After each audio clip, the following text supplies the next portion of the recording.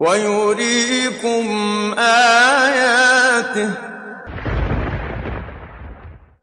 فأي آيات الله تنكرون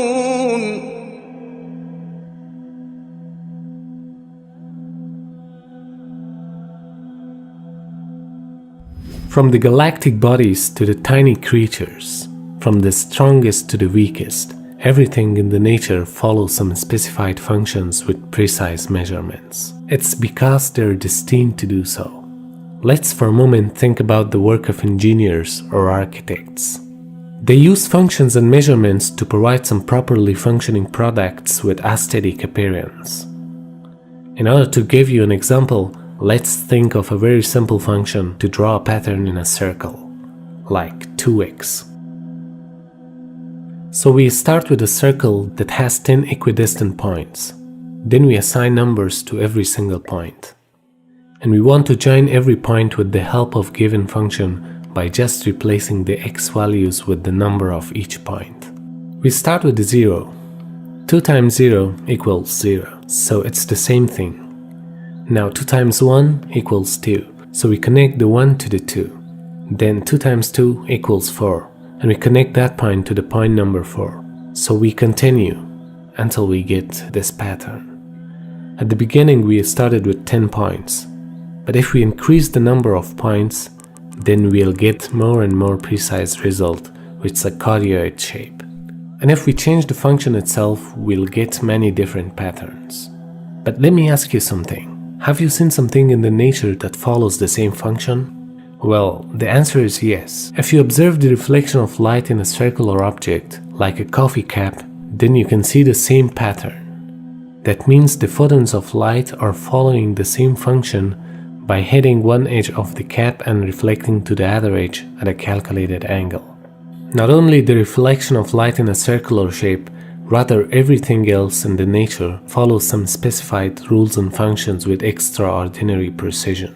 To give you an example of the precision of those functions, let's consider the number pi. Pi is an irrational number which has infinite decimal places. It means if you have a computer at the size of universe, then the storage capacity of that computer would not be enough to store the exact value of pi unless you round it. So where did the number pi come from?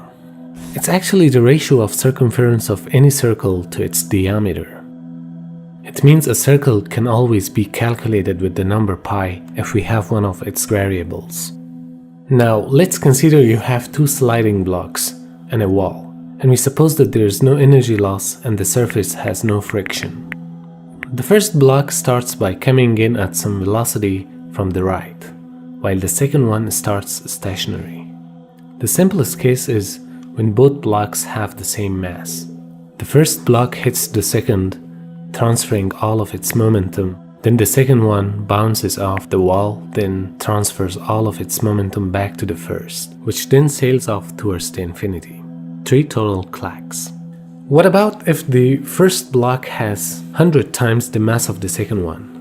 It's not entirely obvious how to predict the dynamics here, but to have a little bit understanding, let's just watch what happens.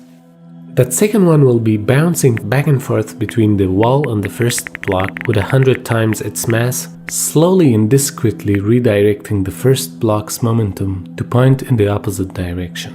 In total, there will be 31 collisions before each block is sliding off to the infinity, never to be touched again. Now what if the first block will be 10,000 times the mass of the second one? In that case, there would be quite a few more clacks, all happening very rapidly at one point, adding up all into 313 collisions. Well, actually, hang on. Wait for it. Wait. Okay, 314 clacks. If it was 1,000,000 times the mass of the second one, then again, with all our idealistic condition, almost all clacks happen in one big burst, this time resulting in 3,141 total collisions. Perhaps you have seen what's happening here. Yes, every time the number of collisions compute pi. It means the mechanism of collision in our assumed case was following a function that computes pi. Of course, such thing is maybe not possible in real physics because there are some other forces acting in the universe, but that's what happens when you calculate the number of collisions between two bodies in a condition where there is no other force like gravity acting on the bodies. Or just simulate this example in a physics simulation software, and you get the amazing result. It's because pi calculates the circles, and circles are everywhere in the nature. Because every time you have a curved thing and a straight thing, in order for them to interact, there's some pi going on. Nature doesn't like always going in a straight line because sometimes things interact.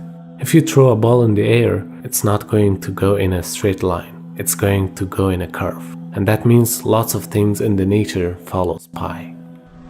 A further example is the astonishing collection of numbers, the Fibonacci series. These numbers can be appreciated in many different ways. From the standpoint of calculation, they are as easy to understand as 1 plus 1, which is 2. Then 1 plus 2 is 3, and then 2 plus 3 is 5, 3 plus 5 is 8, and so on. This series of numbers was introduced by Leonardo of Pisa. In terms of application, Fibonacci numbers appear in nature surprisingly often. The number of petals in a flower is typically a Fibonacci number, or the number of spirals on a sunflower or pineapple tends to be Fibonacci number as well. In fact, there are many more applications of Fibonacci numbers. One of the most amazing characteristics of this series is the beautiful pattern that appears in them. For example, let's consider the squares of the Fibonacci numbers. Well, you may not expect something special by adding the squares of those numbers, but let's see what the outcome is. If you add 0 plus 1, you'll get 1. By adding 1 plus 1, you'll get 2, and then 1 plus 4, you'll get 5, 4 plus 9, 13, and so on. In this pattern, you are always escaping one number in the series. But what happens by cumulative adding of the squares of this series? Here is the result. 0 plus 1 plus 1 plus 4 is 6. Add 9 to that, you'll get 15. Add 25, you'll get 40. And then add 64, you'll get 104. The results are not Fibonacci numbers, but surprisingly the Fibonacci numbers are hidden inside these numbers. Do you see them? Have a closer look. Yes, 6 is 2 times 3, 15 is 3 times 5, 40 is 5 times 8, 104 is 8 times 13, and so on. But the most beautiful characteristics of this series is that it leads us to an important number called golden ratio. If you every time divide the greater number with its neighboring smaller number, then you will get the golden ratio. This ratio is also called divine proportion that can be found in numerous events in the nature.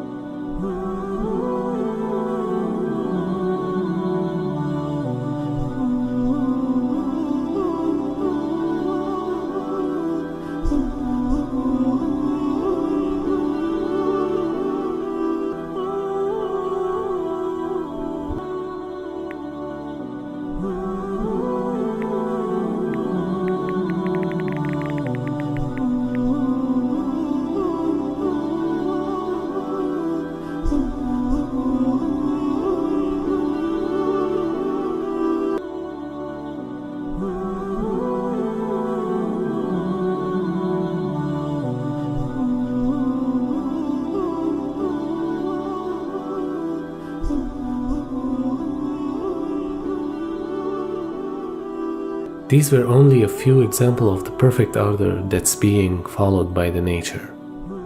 The reason we have shown all of these to you was to once again remind you that everything in the nature is calculated with precise measurements, and that everything in the existence follows the functions that are set for them. Any rational mind can easily understand that none of these laws and regulations comes out of coincidence. Rather, such a complex universe with all its laws and functions needs a wise designer who created everything with perfect precision and set these rules to govern the entire existence. الذي له ملك السماوات والأرض ولم يتخذ ولدا ولم يكن له شريك في الملك وخلق كل شيء فقدره تقديرا